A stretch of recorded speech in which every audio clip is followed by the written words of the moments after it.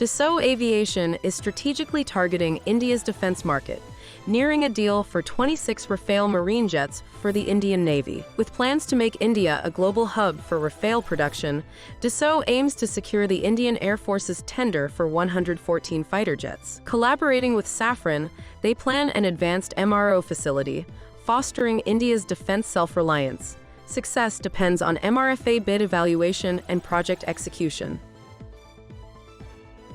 Tata Advanced Systems (TASL) celebrates dispatch readiness of its Quick Reaction Force vehicles (QRFV) to the Indian Army. Designed in Pune, these 4x4 mine-proof troop transport vehicles earned praise for operational excellence, leading to a larger reorder from the Indian Army. Versatile QRFVs serve law enforcement and global peacekeeping missions.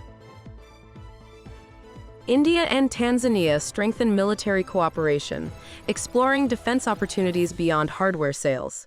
India offers expertise in training, maintenance, and technology transfer. The collaboration aligns with India's African military expansion and Tanzania's modernization goals. Challenges include financing and integration complexities. India proposes military hardware to enhance Tanzania's capabilities, addressing shared concerns over maritime security.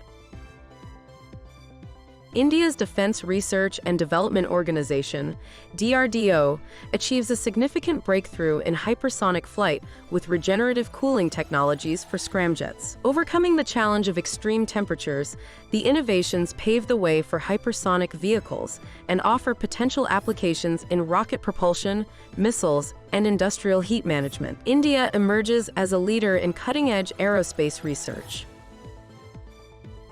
Russian President Putin invites Indian PM Modi for a visit next year during talks with External Affairs Minister Jaishankar in Moscow. Jaishankar expresses confidence in an annual summit between Modi and Putin, highlighting strong ties. The leaders discuss growing trade turnover, emphasizing the strategic partnership.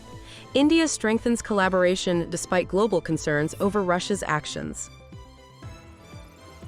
President Draupadi Murmu reviews the Indian Army's integrated firepower exercise at Pokhran, featuring equipment from Indian OEMs under Make in India and Atmanirbhar Bharat. The Nimbus Tether drone, with advanced EO/IR sensors, steals the show.